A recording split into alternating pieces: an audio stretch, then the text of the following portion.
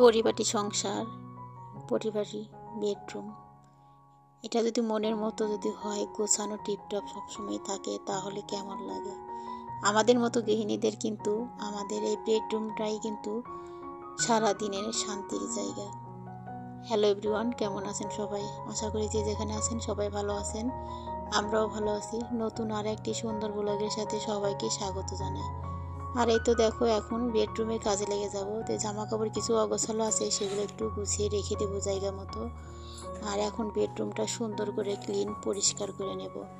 অনেক দিন হলো বেডরুমে ওরকম হাত দেওয়া হয় না, এমনি হালকা হাতে মুছে পরিষ্কার করে নিই। তাই আজকে ভাবছি যে একটু ডিপ ক্লিন করে নেব, না হলে না একদমই তাকানো যাচ্ছে না আর কোনো দিকে। তো যাই হোক, এই তো কাকি আসছে, আর কাকির সাথে একটু কথা এদিকে আমি কাজ করতে নিছি আর কাকির সাথে একটু কথা বলছি বলে এখন ঘরটা সুন্দর করে পরিষ্কার করব। দুপুরে রান্না বান্না সমস্ত কিছুই পড়ে আছে, তার মধ্যে মেয়েকে স্কুলে পাঠিয়ে দিয়েছি খাওয়া দাওয়া করে।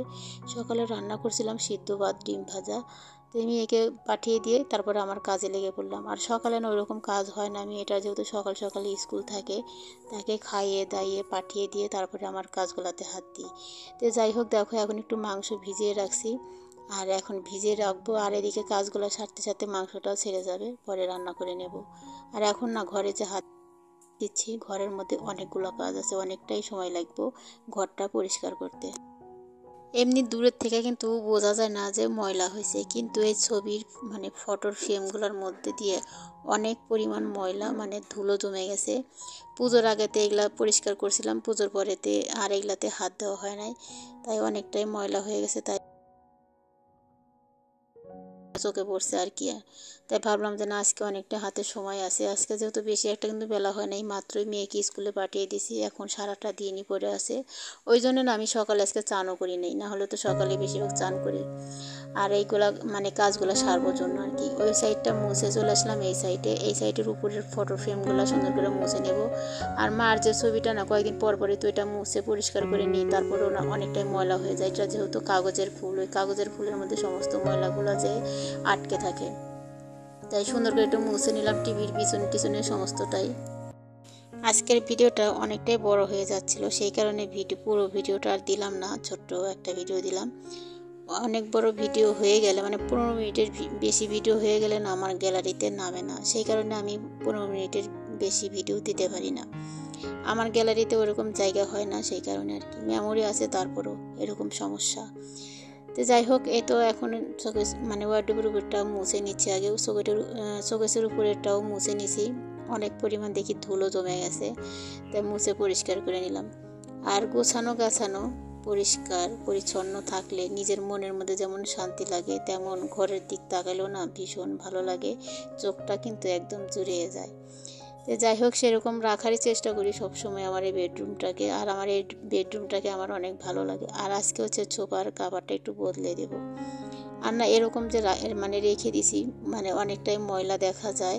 আর ওরকম তো এটা সবসময় ধোয়া তো সম্ভব না, নতুন জিনিস। তারপরে দেখি কি জায়গাতে সেলাইও খুলে গেছে, সেই কারণেই ভাবছি যে সোফার উপরে একটা চাদর বিছিয়ে দিব সুন্দর দেখে বলতে, আগে যে আমার সোফার উপর চাদরটা ছিল ওটাই বিছিয়ে দেব, তাহলে না দেখতেও একটু ভালো লাগবে। একই রকম জিনিস সবসময় দেখতে কিন্তু ভালো লাগে না।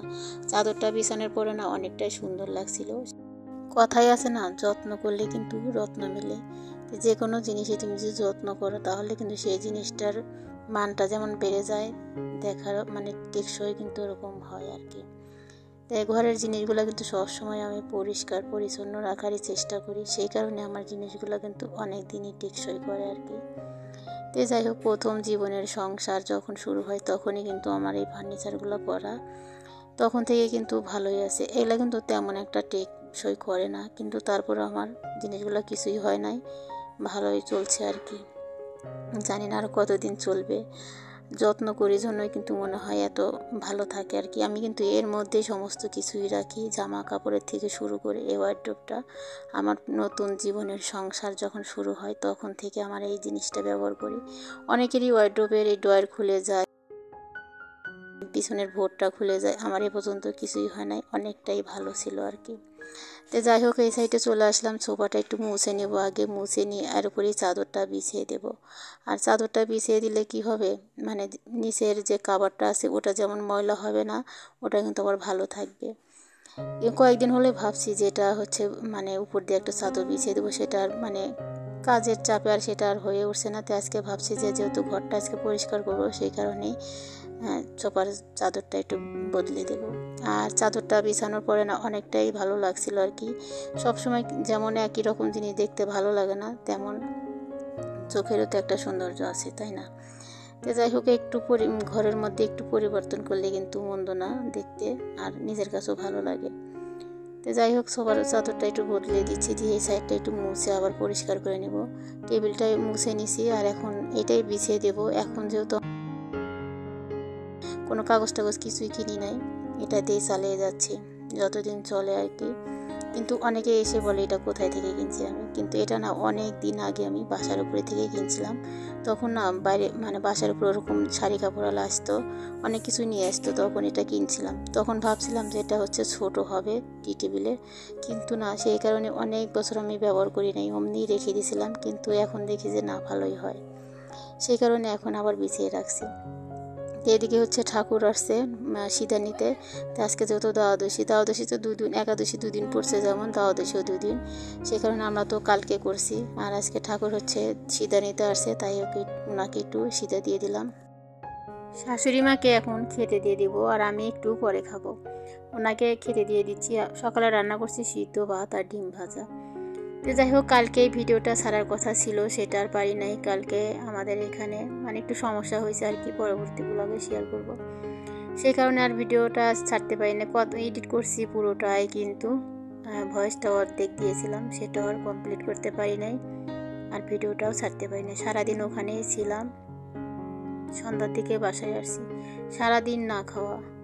তো যাই হোক, মানুষের বিপদ তো কয়ে আসে না, বলে কয়ে আসে না কিন্তু। তো দেখো, আমি এদিকে ঘরটা গুছিয়ে নিচ্ছি। ভিডিওটা ছিল সোমবার দিনে ভিডিওটা করছিলাম আর কি, তো মঙ্গলবার দিন ছাড়তে নিয়েছিলাম, কিন্তু সেটাই আর হয়ে ওঠে নাই। তো যাই হোক, দেখো বিছানার চাদরটা বদলে দিচ্ছি। আর কয়েকদিন পর পর না বিছানার চাদর না বদলে নিলে একদমই ভালো লাগে না। আর সাদা চাদর তো বেশি দিন বিছিয়ে রাখলেও দেখতে যেমন খারাপ লাগে, নোংরা হয়ে যায়, ঘরটা জানি কেমন দেখা যায়। সেই কারণে ভাবলাম যে আজকে হচ্ছে যেহেতু সমস্ত কিছু পরিষ্কার করে নিচ্ছি, চাদরটাও তুলে নেব, তুলে নিয়ে আবার একটা কাঁচা চাদর আবার বিছিয়ে দেবো। আমার চাদর না ওরকম বেশি একটা নেই, আছে যেগুলো সেগুলো একদমই কালারগুলো নষ্ট হয়ে গেছে, সেই কারণে আর এই ঘরে বিছাই না, বিছাইলেও বেশি একটা ভালো লাগে না। পূজার মধ্যে একটা চাদর কেনার কথা ছিল, সেটা আর কিনি নাই, কেনা হয় নাই আর কি। একটা বাটিকের চাদর কেনার ইচ্ছা আছে, একটু দাম দিয়ে সবসময় ব্যবহার করার জন্য। আর বাটিকের চাদর না একটু দাম দিয়ে নিলে কিন্তু ভালো হয়, টেকসই করে, রঙও ওঠে না। তো সেটারই নেওয়ার ইচ্ছা ছিল, সেটা আর কিনতে পারি নাই, কিন্তু পরবর্তীতে আবার কিনে নেব একটা চাদর। তো যাই হোক, আমার না এই চাদরটা বিছাইলে বেশি ভালো লাগে আর কি। সাদা চাদর যেমনই বিছাই না কেন, ওটার চেয়ে আমার এই চাদরটা বিছাইলে না ঘরটাই একদম অন্যরকম লাগে আমার কাছে, খুবই ভালো লাগে, খুবই। মানে এই চাদরটা আমি খুব পছন্দ করে কিনছিলাম আর কি।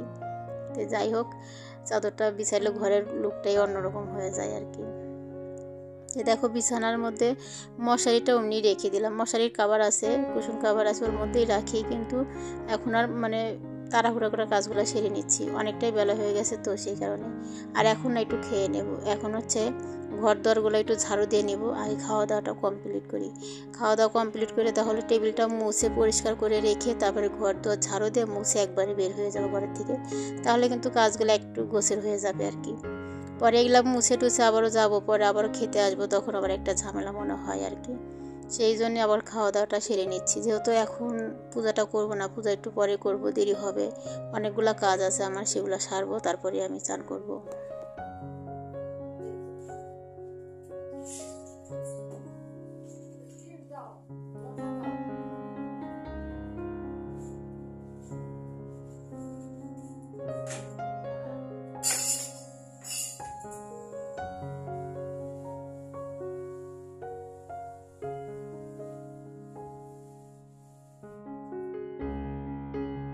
খাওয়া দাওয়াটা সেরে নিলাম, আর এখন ঘরটা ঝাড় দিয়ে নেব, দুটা ঘরই সুন্দর করে ঝাড় দিয়ে মুছে নেব, তাহলে ঘরের কাজগুলো কমপ্লিট করলে আমি একটু শান্তি পাবো আর কি।